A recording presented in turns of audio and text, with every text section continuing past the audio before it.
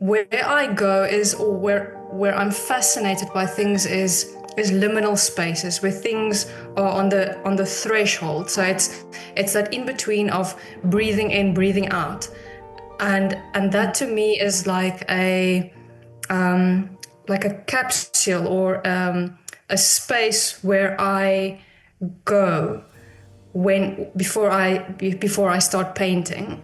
And so I'm very, very much aware of that, and I think that's the exact same thing that I wanted to, capture in those two paintings. It's a restful, or the threshold just before something begins.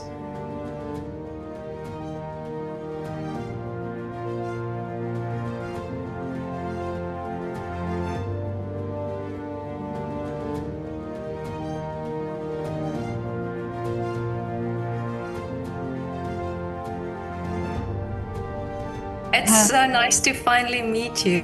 Yeah, lovely to meet you too, Leanne. I've been looking at your work for so long, and I'm so glad that you agreed to do the interview. Thank you for having me. I have to say, I thought a long time where I looked at your work, and I thought there's something about your work that, uh, and I couldn't describe it, and then suddenly I realized it's the quietness of it. It's almost like a gentle quietness, and that really touched me. And it's almost as if it makes me pause on your work. Thank you so much for saying that. Thank you for picking that up. Because that is exactly, I don't necessarily think it's something that, there's no like something that I want to achieve, but I think it's a reflection of who I am. And I am I've always been a very, very contemplative person, very much an introvert, very much treasure stillness and silence and deep thinking. So it's really just it's a big compliment when someone sees that and can reflect that back to you. So thank you for saying that. Yeah, no, this is really what I got from it. And I thought of you as more of a quiet, Very introverted much. person. Yeah. And is is this a way for you to express that what's in your mind? Is art really a expressive tool for you? To be very honest with you, it's so I've got a very, very large interest in all the arts. Mm. So my first expression actually came through theater and performance. That was Oh, my, really? like, when I was really young, I had this very natural gravitation towards wanting to perform. And I had I think, a very instinctual way of, I just knew when I went onto a stage. Now we're just talking about like school plays. I had a natural knowing that I had to project my voice.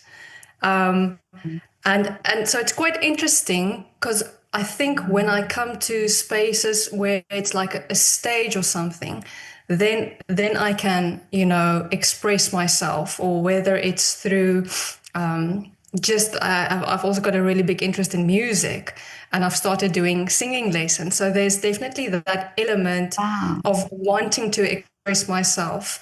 But when it comes to interaction, like one on one, I'm very, very much, very much an introvert. Yeah, so it's interesting that there's some sort of like a barrier.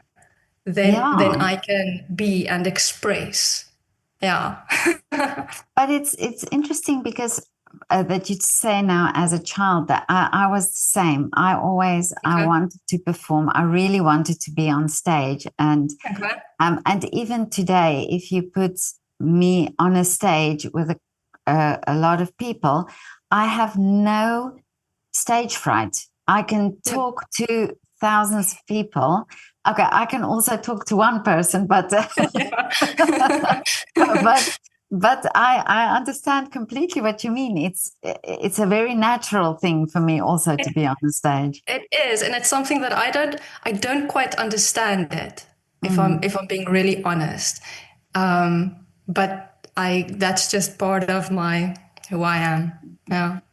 But I always envy people who can express themselves through art, through for also to understand why or what comes up to be able, you have this blank canvas, yet there's something in your mind that makes you take the brush and want to express a specific thing.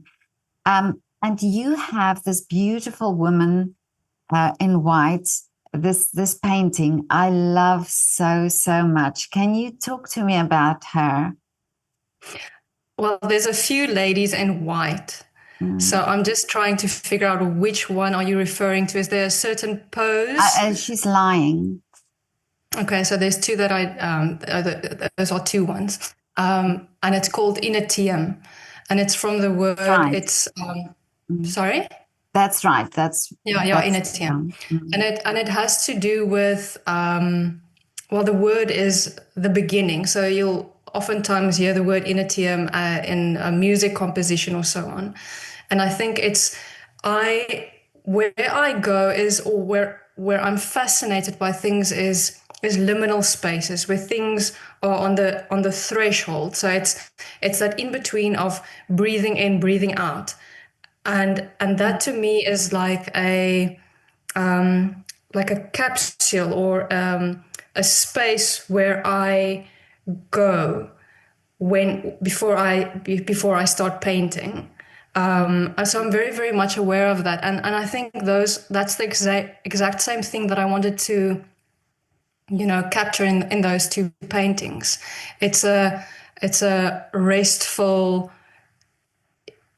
or the threshold just before something begins. You don't know quite what, but there is a transition, and I think a lot of my work also is about like. I think a lot of my work is like a womb space Okay. where, and you'll also see a lot of my work is quite dark. But I see that as very much as a creation space, because you have to go, the womb is very much a place where creation takes place. And myself, I'm also, I call myself a cave dweller. I think there are beautiful things that can happen in dark, muted spaces where you don't have these, disruptions and too much going on, where you can become really reflective. So those paintings are definitely spaces of reflection. And then there are three primary colors that I do quite use a lot in my work. And I also see these almost like alchemical conduits. So in Jung psychology, you have the alchemical process. So that's nigredo, the blackening. You've got albedo, the whitening. And then you've got rubedo, the reddening. And each one of those represent a certain phase. So with the blackening phase, it's about it's death, it's breaking down. But that is a very, very necessary part for the transformation to take place, for a rebirth, setting it up for rebirth. So then you come to the albedo phase, and that is all about the purification process, the stripping away of the, discarding. And then the last phase is rubedo, and that is coming into life. So these are both the colors that I reflect in my painting, but I also have what I call my alchemical conduits. So what I love to do is I use earth substances which also represent these phases. So I've actually got it here with me. So for the blackening phase, I don't know if you can see it very well right now. I don't know how much reflection you have. But so this is charcoal, and it's ground up charcoal. And then usually I'll combine it with, I love this. This is called mica. So it's a very, so if I shake it a little bit, I don't know if you can see it, but it's got like a shimmering effect. Oh So yeah. mica mineral is something that you would get, that I've responsibly sourced from a quarry where I live here in Ugrabis. And it's a very interesting material. It looks like this when you find it. So it's almost like a rock formation mineral, but it's beautiful because it's got these almost like sheets, and they call it like booklets, books Oh of really? mica. So you can almost like peel it away, and then you get these like paper thin Wow. shards. And so I'll use this. I mean, it's almost like glass, but it's Yeah. very interesting because it's quite bendable but also brittle. So then I'll ground Amazing. that up, and then I'll do a combination of these two. And you'll really get the feeling of almost like a starry night. Mm, Because I mean, you won't be able to see the stars without the black sky. So it's something that exactly. I emphasize again and again, because I think we have this notion of darkness as bad or even evil. You know, you don't want to go into the darkness, but I think that is such a necessary element to see the light. So I usually use that in a combination. And then for the reddening process, so this is ground up hematite, and it has this beautiful, almost like a ox red, or I can't remember what the other word is, but there's a certain color that they, it's something muerte, that it's called death, but Mm, it's like blood. So yeah, those are the things that fascinate me. I think for, you know, it's not for the average person. It might be, you I know, a love little it. bit, No, yeah. I But so absolutely yeah, love it. those are the combinations that I usually use.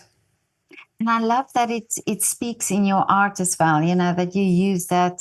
I love this type of thing. I'm very interested in herbs as well, and how herbs Hmm. also have these energies and these things. Yeah, And you are just talking also about this cycle, this really yeah, not just the life cycle, but the seasonal cycle, and all yes, the cycles that we experience all the time without thinking. yeah. um, you know, I was just thinking of just winter and spring and summer and then fall, how all this sort of makes part of this what you're talking about now. No, exactly. And I think that's the other reason why I'm so very interested in female cycles and female archetypes, because I mean we go through this cyclical process each and every month. So it feels like there's these smaller cycles, and then you've got these much larger Exactly. cycles, Mm, and also on a psychological level or a spiritual level. You know, one of the mythologies that I'm really interested in right now is the myth of Inanna, or the myth of Persephone. So it's the idea that whether it's either voluntary or involuntary, that we are taken down into the depth of our being, whether it's through a crisis, whether it's through experiencing a loss. So, all these cycles that take us down, but it's actually in the end for the betterment and the evolution of our souls. It's not necessarily easy. And I think a lot of people, you know, it's that thing about sitting sitting and being uncomfortable with not knowing, and unbecoming of what you think you should be in the world. And so these are the things that I try and express in my art. I, for instance, and this is something that I also use quite a lot in my art is bone. So always referring back to the building blocks or the ground of our being, the things where we return to. So death, I have a big affinity to the idea of memento mori, as contemplating and working with death daily. And I don't see that as a bad thing. I don't see that as something that needs to be avoided, because I think our culture is very, very much death avoidant. And for me, it's something that I want to actively engage in every day. Because I think if you meditate upon death daily, how much richer your life is, knowing that this this will all come to an end. So one of the things that I use in my art is a pelvic bone, and I've used it in multiple ways as a crown, as a mask, because it has these beautiful. It has almost like wings, and then it has these Yeah. two holes. To use it as a mask, and also to use it in one painting, I used it where it rested upon the lady's breast. So she had this saint-like, almost like a Mary figure, and this breastbone hanging over her shoulders, around her neck, and that very much to me represented coming through the birth canal, but in a second Okay. way in life, Mm, and how that is like the creation process taking place, and I guess also in a way standing in the power of that, mm. if that makes sense. I think in many ways the image comes to me first, and then afterwards I'll realize, oh, this is what I did. Most Yeah. of the times, I think I'm still in very many ways coming to terms of what it is actually is that I'm doing. I've been a full-time artist now for 10 years, and this year I'm actually doing a Jung psychology course. And there's so many things that I'm now realizing, saying like, oh, this is what I've been doing. I didn't know that this is what I'm Really? doing. Mm, But it's all really making sense right now mm, to some degree. But I also feel like I'm only starting, really. It only feels like I mean, it's an ever evolving process and it never stops. But in many ways, it just feels like, okay, things are developing. And maybe I feel like I'm very much also in a transition phase in my life. So I try to reflect this in my art. I don't know if I always succeed, but that's what I aim for. but Did I just answer your question? Because I feel yeah, like yeah. I went too No, long. there's so many things that you said now that suddenly it also opened up thoughts, with me, because when you talk about the pelvis, um, isn't that also part of the root chakra? Yeah, Where and the roots. And when you talked about that, I was thinking, yeah, it makes so sense, and that you talk about the bones and the um, you know the death. I can see, understand also, not necessarily death of us, but as part of life, part yeah, of things that you outgrow or things that yeah. you want to put behind. And I think maybe that's what speaks to me about your art, that I there was something that's really spoke to me. And I think it's that in that silence there is definitely something. Thank you very much for observing that. I I appreciate it. Well, I just also think the way you use uh, the rock, that you talk about, and the charcoal. Um, that's also wonderful to think the art. It must have some sort of energy in your art as well. I would like to think so. I mean, I'm someone who believes that everything each and every element is infused with, whatever you want to call it, with God energy, or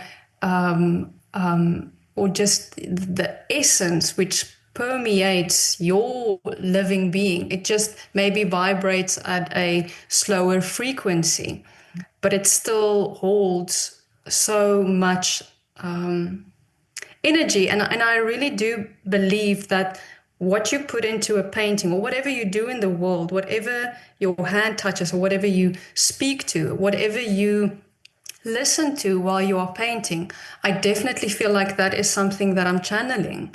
So I'm very, very cognizant of, the things that I put into my mind, the podcast that I listen to. And I believe that people can pick that up. But yet simultaneously, I think we can only meet each other, or we can only meet something where we have met ourselves. Exactly. I had a very interesting experience. It was I think it might have been 2018. I was one of the exhibiting artists at the Woordfees Festival, and that takes place in Stellenbosch each and every year in Cape Town. And so I was busy putting up the work, and there was one specific work that also came to me as an inspiration, and it's a male, and his face was painted black, and that was made from clay, and that also has symbolic meaning. And he lay down on a piece of mirror, and so there was this double reflection of the black mask. It's quite a dark painting, and I just felt I had to paint this painting, but I couldn't understand why, and even hanging the painting up, I was like, I don't think I should exhibit this work. Because there was a certain amount of, it's a little bit disconcerting, not in a shocking way at all. I mean, it's literally just a mask upon a mask. And so one of the viewers came into the room, and she looked at the work, and she saw the work, and she told me, this makes me feel so uncomfortable. And then she left, and I just took that in. And literally 30 seconds thereafter, there was another viewer who came in, looked at the work, and said, specifically on that painting, "Thank you so much for painting this. I feel seen." Wow. And just to know, I mean, it's literally just, sometimes you paint something for one person because they get it. I didn't even get the work, but for that one person, it meant so much because there was a deeper underlying meaning that she could extract from it. But I think that's where she had met herself already, that she could relate to that work. So it's not necessarily as a good or a bad, but I think paintings are places of reflection, and it should open up conversation. It should ask a question, as opposed to just giving an answer. Exactly. Yeah. You Yeah. know, just last week I spoke to Eva Obodo. He is a artist in Nigeria.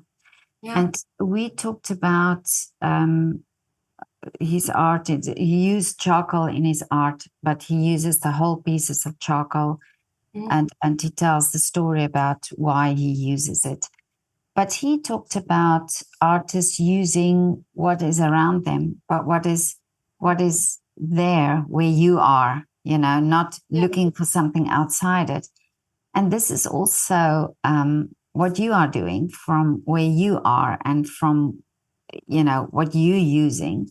And it also may be that you, and in this, what he also talks about his art, and what the stories he tells about with his art, it could also be, I saw it on somebody else's Instagram story, who, she posted it, and I didn't even know the story about the art. I just saw these pieces of charcoal, but something spoke to me about this work of art, and this is why I wanted to speak, to hear from him the whole story.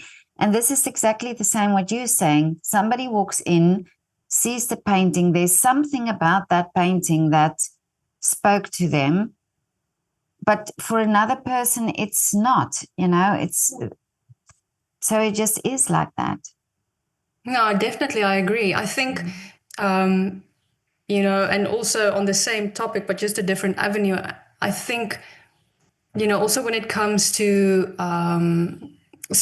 social media, and I mean, and it's such a changing landscape at the moment, with AI coming in and algorithms just completely taking over. To start using it as a platform of, rather than generating content and having an extreme amount of followers, and I'm not dissing people who have an extreme amount of followers, I am extremely happy for them. But the thing is, I would rather cultivate an audience that really understands and connects with my work. And that really is the sort of people who follow me on Instagram. I've met amazing individuals, and it's always lovely to see their comments on the work. I'm not just there advertising the work and saying, this is for sale. I think one of the greatest what do you call it, acknowledgements is people like writing a poem about the work, or just saying this is what the work means to them, because that also informs my process.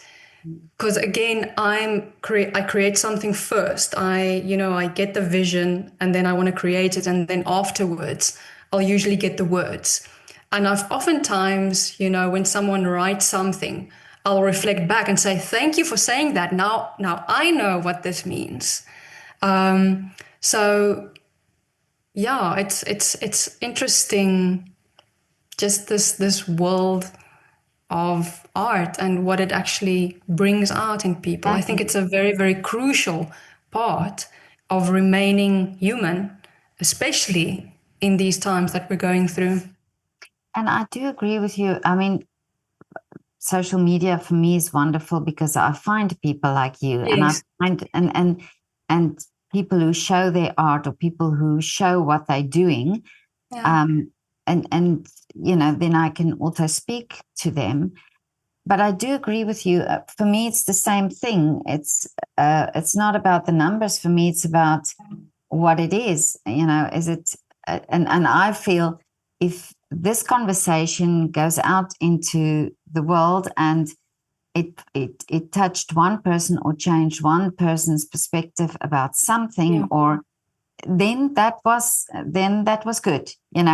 So I agree. Yeah. I do believe in the rather an audience with people who want to listen or want to watch or who are interested, rather than just a lot of numbers because it doesn't have a purpose. So I think this for me is part of that. I know authenticity is such a cliched word, but I think it's part of that realness, like this is real. This is for somebody who's real, who wants to see it, rather than just, like you say, just a lot of numbers and it has no meaning then. Because I think that it also sort of drives you to make content that's not saying something, that is just content. So rather than doing something and letting people see what it is that you're doing and understand what you're doing. I agree. The other thing is also, because I can completely understand why people post every day. And there's a lot of artists that I know that post every day, and every day they do post, it doesn't feel too much. So Yeah. I'm definitely not, critiquing that. I just think for myself, I can't do that. Mm. It feels very, very unnatural to me. So I go through these spurts of where I really just want to go into my cave, and I do not want to be disturbed. I do not Yeah. want to do social media. Mm. But once I have processed the body of work, once I know what the story is, then I'm very much happy to then start, So I go through these seasonal periods where I'll really start telling the story. And this is the story of how this artwork came to be. And this is how the body of work functions. And this is how it relates to previous bodies of work. So yeah, I'm very, very much a seasonal poster, if you want to call it Oh, that. okay. But Yeah. it's I actually I posted this meme the other day that I very much relate to, and it was two like a cartoon picture, and the one was of Leonardo da Vinci standing next to the Mona Lisa, doing the final big reveal, and he said like after 4 years. Here's the Mona Lisa. And then the next picture was a modern day artist that said, "Oh, I haven't posted in 4 days. People must think I'm dead." Um, That's and I so think true. that pressure Yeah, of of having absolutely. to perform feels extremely unnatural to me, Mm. yet at the same time I do see and crave connection with people, Yeah. but for me it's very seasonal, the way Mm. I interact with the world. Yeah. Mm. But I think it's great that you do it that way, because there shouldn't be there shouldn't be a pressure with these Yeah. things. But as a child, we were talking about you as a performer and loving performing, but Mm. how did you start painting then? So I think I'm trying to think. I think it was around maybe at around 11, 12, 13 years old. I had the privilege of, I had an extracurricular art class. And this lady was a very, very legitimate artist. So it wasn't just like, just I mean, not that I want to like place people on pedestals or superior or whatever, but it wasn't just a normal art class. We do a little Oh bit of a yeah, collage yeah, or whatever. yeah, She yeah. was a legitimate artist. She painted in hyper realism. So she painted these beautiful, almost Renaissance paintings with big, big, big ball gowns. And I mean, the you could almost like touch the texture. You could feel all the folds of the material. And I just remember standing in front of her work, mesmerized. I could just stand and watch. So from a very young age, I was a very keen observer, especially when it came to art. I was just naturally drawn to it, and I could stand in front of a artwork and take it in more than all my other friends could. I just want to interrupt you there because when you said that so reminds me of I went into the portrait gallery in London and or the National Portrait Gallery, and there is a painting of a woman with a red, like a red cape on, and Okay. it's a velvet cape, but you can actually the velvet looks like you want to put your hand on it and feel the Exactly. And velvet. feel it. Yeah. And you talked about this that you could actually get the texture of these gowns. I know exactly what you mean. This painting, I can never get out of my head. This was the highlight for me of that whole gallery is that Yeah. painting where somebody was able to get that velvet in such a way that you feel almost like you can snuggle in it. So go ahead. I know exactly what you mean. Exactly. And just on that point, I think just the relevance of I believe the relevance of realism is Mm. still very, very much alive. I think there was a period in history where people thought, more traditional classical art is not going to survive because of photography. Oh yeah. But it's still very, very relevant. And I think even with AI coming in, I think, there's a large group of people that feels very scared of AI coming in, and its capacity to imitate. And yet, on the other hand, I think the appreciation for what takes time, what Yes. takes effort, what takes technique, years of learning a skill, people will always, always, always, always treasure that and champion that. So that was just a side Yeah, point that I it's wanted to true. make, the relevance of realism. Um, and now I'm trying to think where my other line of thought went. No, it was the painting, yeah. The Yes. Okay. teacher. So I was Mm. just completely engulfed by, this dress. Mm. And but at that stage, I was only working with acrylic, trying to, because I didn't know, you had something like oil paint. So I was trying to work with acrylic in the way that you should be working with oil. So the day that I discovered oil, and that was only, when I went to university, it just immediately clicked. Mm. It was, a marriage. Um, and I just fell in love with it.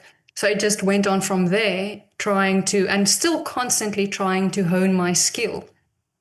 But I think where I am now is to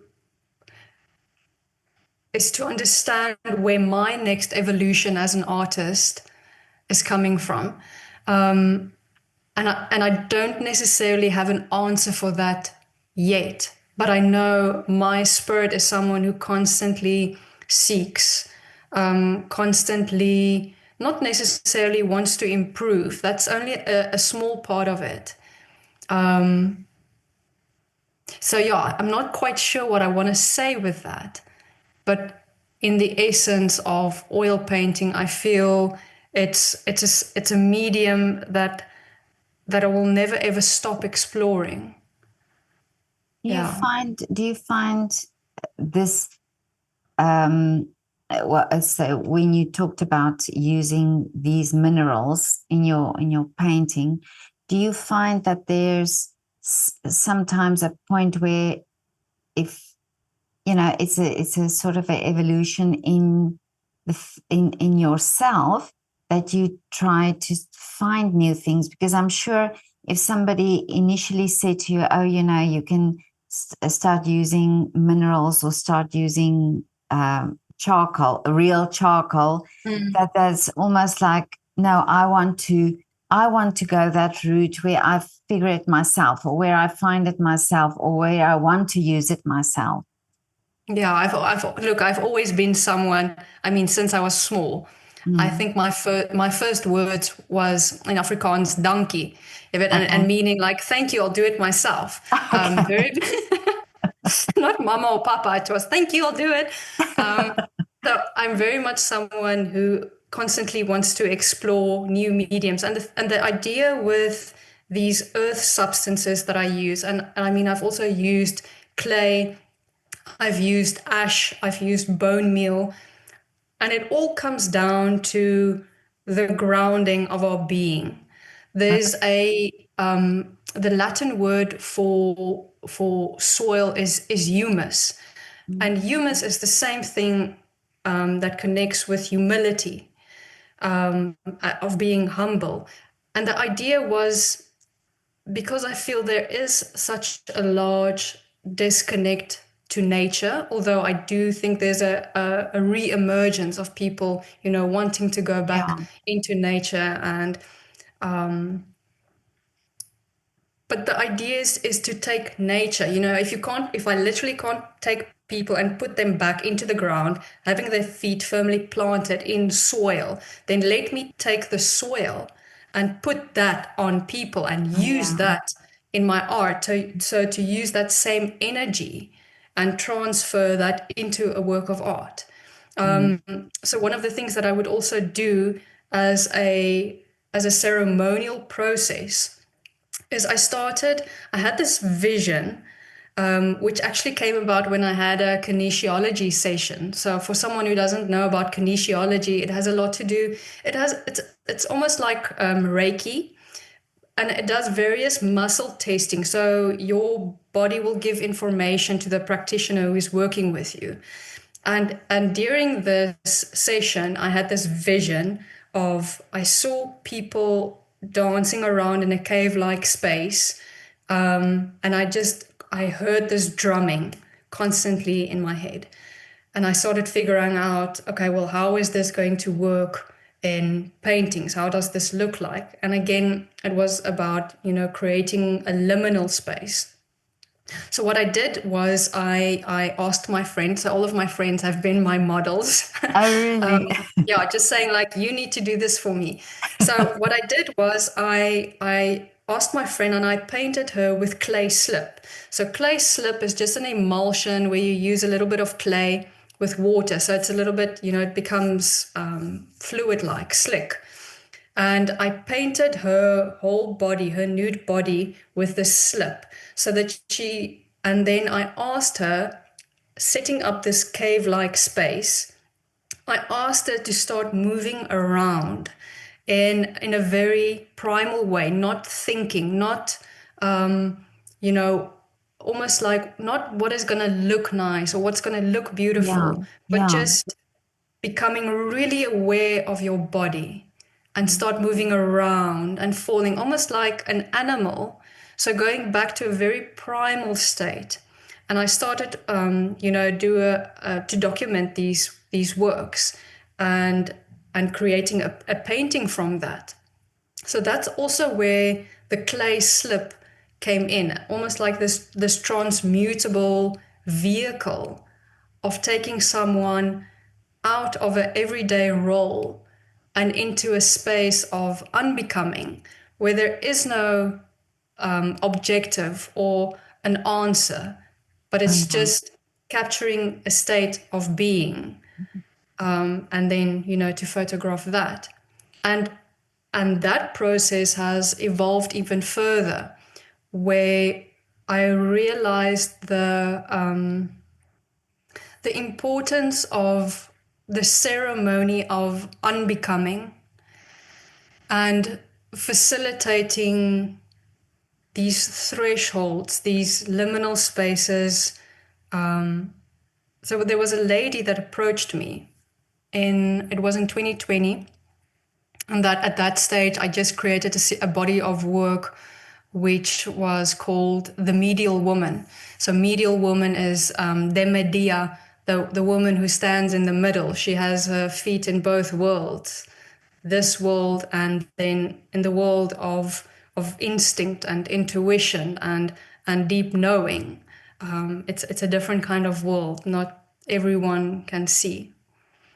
And so I was busy with that body of work, and this lady approached me, seeing this body of work. And at that stage, she was going through breast cancer. She had a double mastectomy, and just truly explaining where she was, busy going through this life, death, life, rebirth process of shedding, of really having to deal with what it means to be a woman and what it means to be a human. So we got together and we did a beautiful ceremony where we also got in a professional photographer, Bernard Brandt, extremely talented photographer. And we did a ceremony where we sat in front of one another, kneeled in front of one another, and I had two bowls in front of me, and the one was with water, and the other one was with ash powder. And she sat in front of me nude, and she allowed me to, I won't necessarily say bless, but rather that the gesture is when I took my hands and I wetted my hands with water and I started touching her face, her shoulders, her chest, and then thereafter moving to the ash and putting that on top of her body.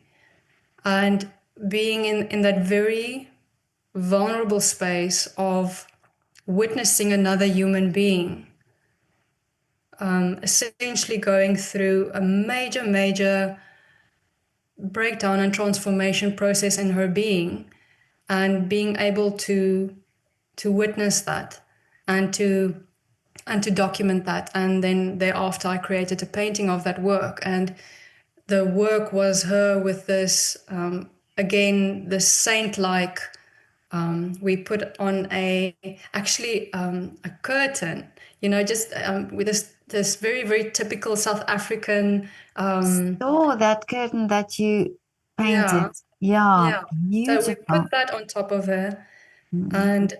and that's what I painted.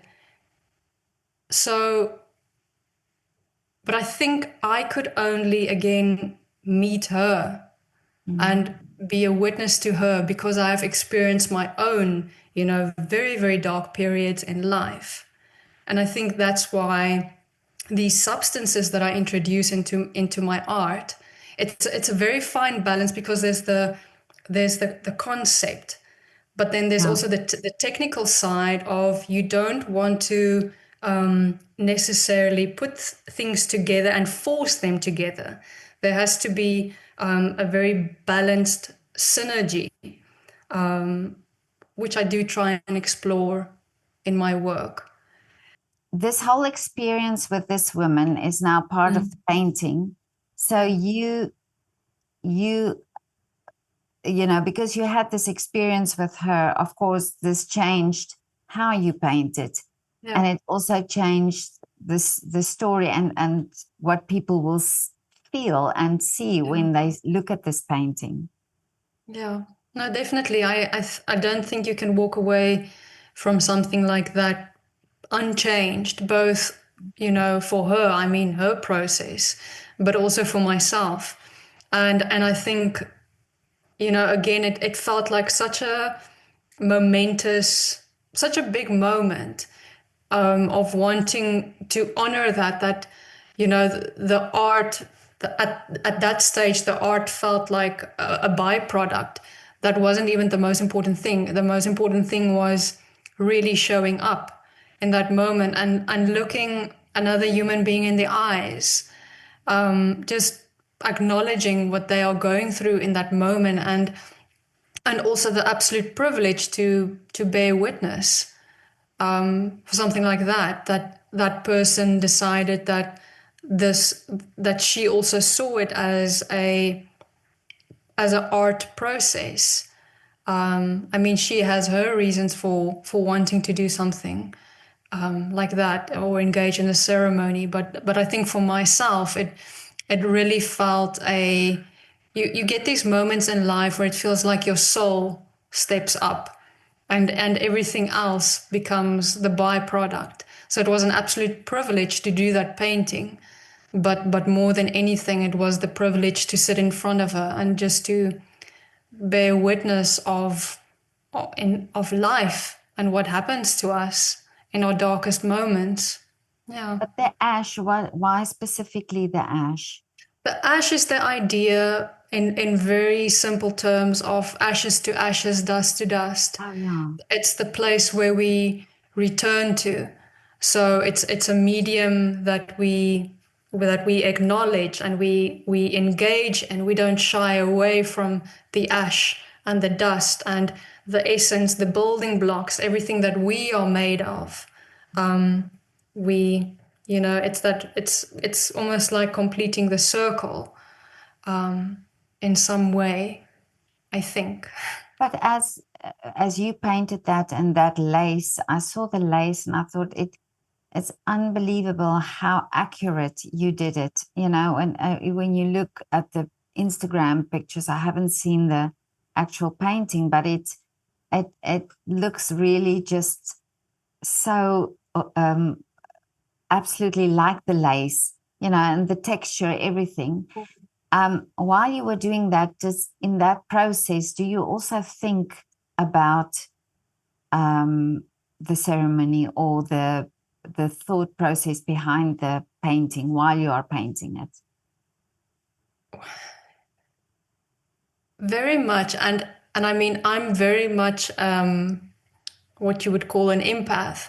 So, that's why I limit my exposure to people. You know, we've spoken about this with a stage, but the stage is like there's a barrier, some like a, Okay. Yeah. but when it comes to people, I very much, I feel people, I feel emotions extremely deeply. So it was really tough doing that work. It was a really, you know, I think there's a big amount of responsibility when it comes to portraying someone, because at the same time you want to stay true to yourself as an artist, and for that there's many considerations, and at the same time you want to do justice to that person, where you both want to put them not in the best light possible, but also acknowledge truth and how circumstances are not always rose colored. You know, so specifically working on the scars on her chest, that was, and going into the detail of the small bumps and the incision and the redness of the skin, and painting that and painting that very realistically, you can feel that, and I can feel that in my body. So, but at the end of the day, it remains the biggest privilege to be able to do something like that. But I'm very, very much aware and cognizant of the ceremony while I'm painting that, and thinking about this person, and where she is in her life, where I am in my life, the things that humans have to endure, where we don't necessarily can see the other side at that moment. Hopefully there will be an other side, but at that moment it's important to not know, and to just be, and to feel uncomfortable, and to become uncomfortable with, or rather to become comfortable with the uncomfortable. I think that's a very a big teacher in my life, is to sit with not grasping towards answers, and just remain in that space in between. Yeah. But do you, when you look then back, when you finished with the painting and you look at it, say in a few days' time or in a month's time or in time, is there a healing that can you feel, or does it also then evoke the same emotion as when you painted it? I think, look at, so there's two sides. There's the technical artist that will always be finicky, and Oh, that okay. will always find the imperfections, and I should have done this, or I should have done that, and this is not perfect enough, and I could work even 20 hours more on this part. So there's that aspect.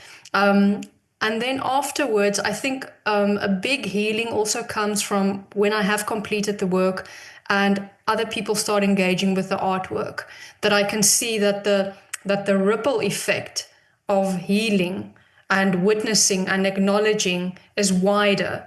And then I start feeling like, oh, I'm part of this circle. So I play a very, very small part, and I feel in many ways that I am a conduit, and that things just need to flow through me. And then when I see other people, reflecting back to me what they see and what they feel. And again, it's a fine balance, because I don't want to be too influenced by what other people think or say, about my work.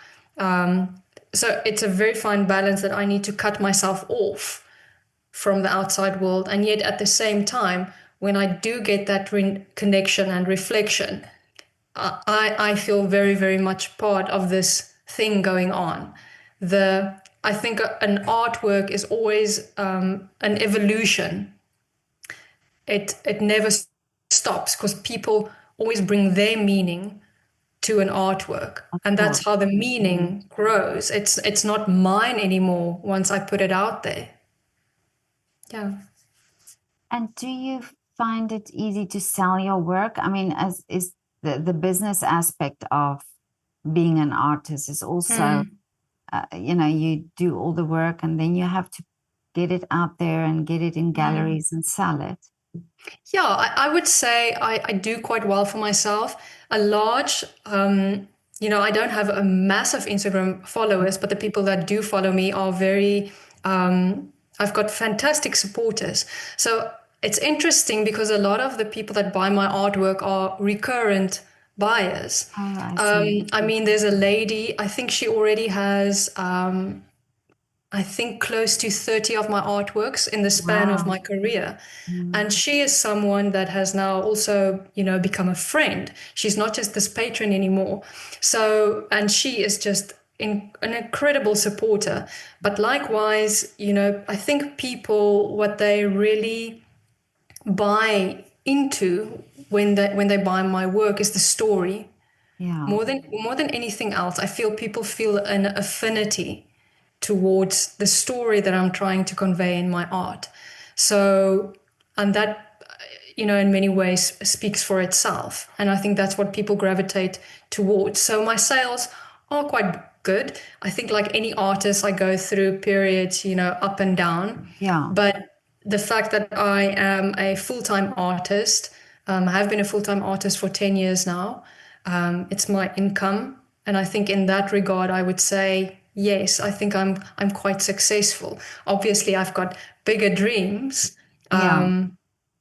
But I But I would mean, do say, yeah, you? most of my sales go through. I've got three big galleries where I'm exhibiting at the moment. So the first one is Naisna Fine Art Gallery. Then there's FOMO Gallery in Pringle Bay, and then the other one is Hugo Fine Art Gallery, Hugo Modern. So I also sell my work through them as well. So you have to. I mean, Instagram is now one part, but you Mm. have to do sort of your own marketing to get your work into different galleries.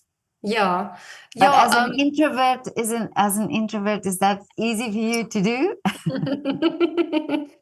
I think I'm an introvert with extroverted skills. Oh, okay. So Okay. I've learned the skills how to engage, but I'll Mm. really keep that to a limit. Mm. Um, and it's mostly through emails and so Oh, on, yeah. and just Yeah. organizing how to get the work there.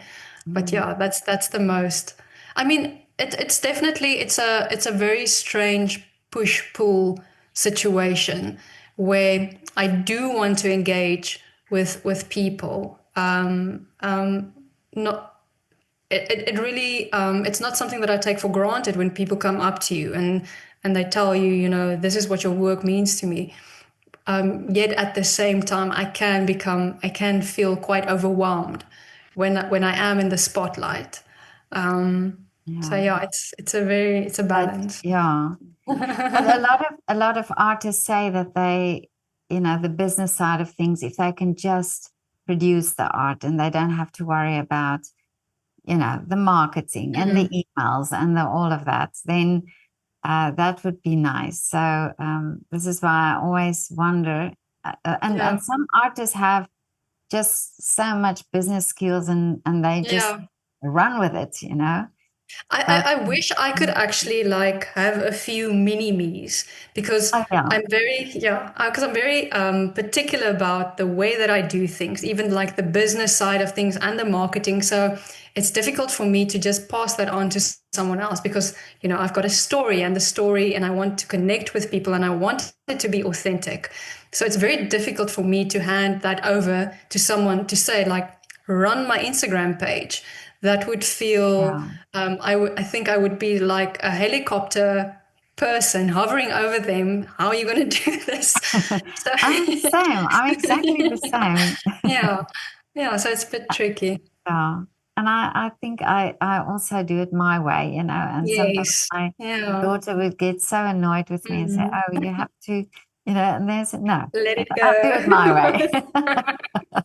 if Pietra, they don't like it, then that's exactly. too bad. Yeah. Pietra, may I ask you something back? Yeah, sure. I would love to know because I mean the people that you have interviewed is quite interesting because it's creatives on a very wide Mm. platform. Wide disciplines, multiple disciplines, and also very interesting the interviews that I've listened to about these neuroscientists that you've Oh, been yeah. interviewing. It's been extremely exciting. What has been something that you found that has surprised you Mm. from all the interviews that you've done? Maybe there's something that stands out between on all these interviews, something that has come up that has just surprised you that you didn't know. A lot, I must say, a lot of things surprised me. It's just opened it's opened my mind so much um, about why I think the most interesting thing for me is always what inspires people to do specific things, and sometimes how, like I said just recently, the artist that did the coal, the charcoal, the pieces of coal, basically, how do people find the just the idea of doing specific things? So yeah, I think that's probably one of the things, the inspiration behind a specific thing that I find interesting. But The the source of different, creation. yeah, but the different, I can tell you, there's many lines through all the interviews that I've done, and people ask me, why do I talk to pilots? But I also think it's a form of art to fly. Yeah. You can draw also a line between a concert pianist and a pilot. There are so many, there's so many similarities in personality, in drive, and so all these things. My head is full of so many things that I hear, and that I um, try to sort of work. I cannot. Sometimes I when my daughter's here and I've done an interview and I have to, and she said, "Oh, what was it about?" I can't tell her. It's because Yeah. it's too. I have to first sort of digest it and then say this is what it was all about, and then it takes me days afterwards to think about, oh, this person did this, and then when I go on Instagram again, so for example, if I see your work again, it will have a different Yeah. feeling as well. Yeah. Because now I know the story. And I think this is the important thing, is that we understand the story and that we understand why artists do, what they do. Yeah. So, but it's been life-changing for me, I can tell you that. Wow. From since I started, it's been absolutely the best thing that ever has happened to me. And it's the thing that I've never, ever in my life dreamed of. That That's so I would be interesting. doing this. This is it was such a coincidence that it happened. So, No, I but mean the people that you've been talking to and the conversations that I've been listening to has been very fascinating. I mean, thank you. especially with the neuroscientists and actually, what happens to your brain. Also with improvisation. Improvisation. I Sorry. can also never say. I So know, yeah, isn't it's it? very Yeah. interesting.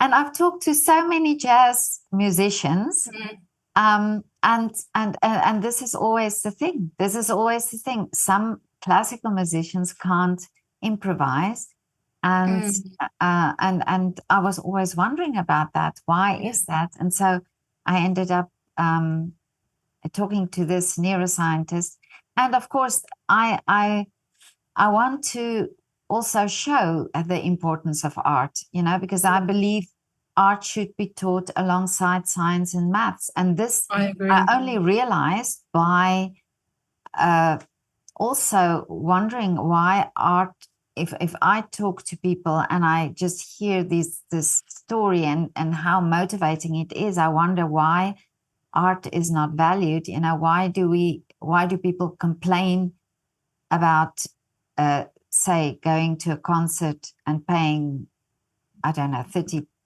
euros for a ticket, yet they will go in a restaurant and spend that money on, in half an hour, Yeah.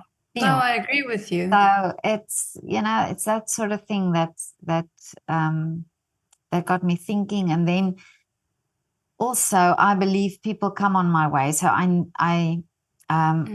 I don't persuade people to talk to me. I just ask them, and if they don't respond or if they don't want to, then that's fine. I never persuade anybody. And I just thought, I just find it interesting. And I think it brings also that the evidence back to, I don't have the evidence to say, so I use people to say the evidence, so I can't, I don't have any skill or knowledge about it. So I thought, well, I'll let the experts then say, that there is real evidence that art does have an effect on the brain. Well, it's been really interesting listening to them. So thank you for this platform. No, but thank you so much. But I want to know your dream. What is the dream? What are the wishes? So many. Okay, well, really, there is so many. So let me pick one. Something that has happened also quite recently, and this is also just something that happened.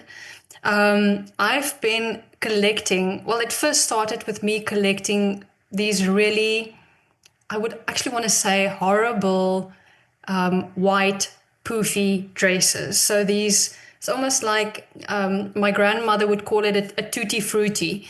These big white dresses, and I bought them on thrift shops and so on, and I started embroidering them with symbols and so on. And in a way, it's also about reclaiming and these ideas that we have about purity when it comes to women, and maybe just like throwing things on their head a little subtly. So I've been collecting these white dresses, and so many people have approached me saying like, I want to donate my wedding dress. And initially I felt, I didn't know what to do with it, because it's such a, on the one hand, it is a very, very sacred symbol, but I know people's, whether it's through divorce, which is a very real thing, or whether it's through loss, that people want this thing that has become a symbol, but that also needs a transformation. And I think people have noticed that with, my body of work and the stories that I'm trying to tell it, that I use these things and the symbolism to facilitate a transformational process. So I'm not sure how long this is going to take. This is going to be years in the making. And if there's anyone watching this who wants to donate their wedding dress for whatever reason, if they are also going through a transformational process, they can reach out to me on Instagram. But the idea is that would be a long-term project and I'm not sure how it's going to look at the end. I don't want to reach conclusions or answers too quickly, but I have a big project in mind of what I'm going to do with all these white dresses. So that's one dream that I have in mind. Yeah, that's very exciting. I would love to see that. Thank you. And the next one, or that is the dream. Well, I can go on. I mean, the next one is I'm busy upgrading my studio at this stage. So I live in a very, very small town. It's called Ugrabis, and that's in the Northern Cape. It's very close to the Namibian border. But We've taken a barn and we are slowly converging it into a beautiful studio. And it's quite a large space. I'm very, very excited about the space. But yeah, it's definitely a long process of getting everything ready. But that would also be a beautiful exhibiting space for my work. And also, for me to be able to dream larger dreams of what I want to create in this space. Because previously I was very limited to a smaller space, but now suddenly I can, start dreaming about installations that I have in mind. There's so many things that I want to do that I'm just like filing away in my brain. That I now am finally in a process to start dreaming up these dreams and start doing them. But I would love to. I haven't had a solo exhibition in quite a while, although I do create these small bodies of work. A large portion of my work comes from commissions and then galleries and then these small bodies of work. But I would love to have a big solo exhibition that I haven't had in a really, really long time. But that obviously means, if you create a solo exhibition, there's a long time that you don't necessarily have an income. So you need to, focus on the savings. But yeah, to be able, so I wish for money. I, I wish for I get you.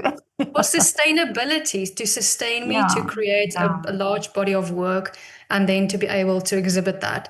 Because I've got so many things in mind. I've got paintings, I've got sculptures, I've got printing, I've got installations, and I wish I had more time. Now I confessed all my dreams to the world.